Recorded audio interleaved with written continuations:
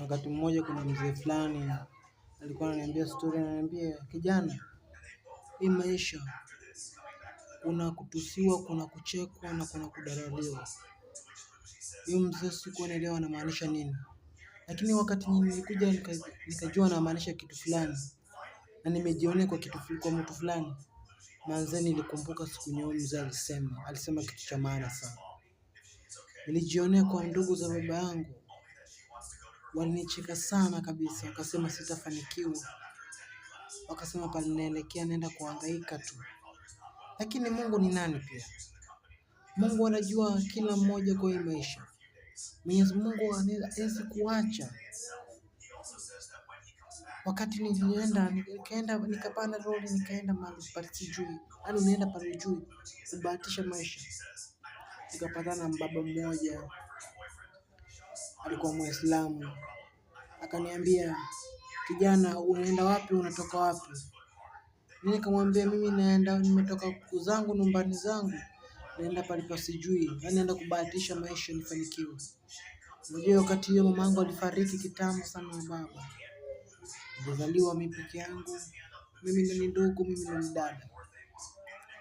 Sasa ninasema hapa, sina mtu wa ukoo hata mmoja. Baba huyu Muislamu alinichukua, akaniambia kijana, ninakuangalia hivi unakaa kijana mzuri mtiifu. Kama hujui mtaa vizuri, wacha nikuchukue nikuweke msikitini. Ndugu zangu nawaambiaje, nililala msikitini 4 days nikiwa msikitini.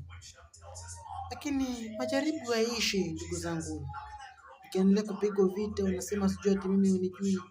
Nikaendelea kutusiwa, wengine wananidunia vibaya, wanasema kijana wangu unamrokota humjui umetoa wapi, unamchukua tu. Lakini sikuacha kumwomba Mwenyezi Mungu, sikuacha kuswali na sikuacha kuswali. Mwenyezi Mungu anajua kila mmoja. Nikaishi msikitini nikisaidia kazi hapo. Kuna mama mmoja alikuwa Muislamu anaitwa Kibibi, akanichukua.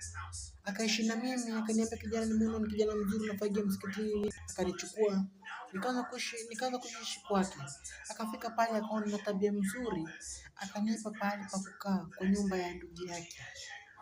Lakini ndugu zanguni, majaribu yako, vita iko. Lazima tupigane kwa hii maisha. Hii maisha ni magumu tena zaidi. Kama hujapita kwa majaribu, wewe ni kijana na ufahamishaje.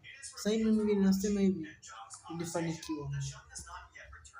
Mimi ni msanii wa kutangaza filamu, lakini najua huyu Mungu usimwache kamwe.